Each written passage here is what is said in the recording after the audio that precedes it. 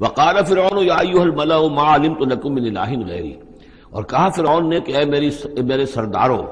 اے میرے درباریوں سرداروں، ما علمت لکم من الہ غیری، میں نہیں جانتا تمہارے لیے اپنے سوا کوئی الہ، میں الہ ہوں تمہارا،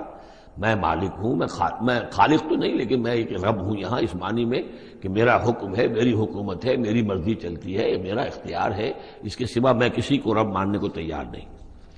کوئی الہ ماننے کو تیار نہیں۔ ما علمت لکم من الہ غیری فاوقد لی یا حامان،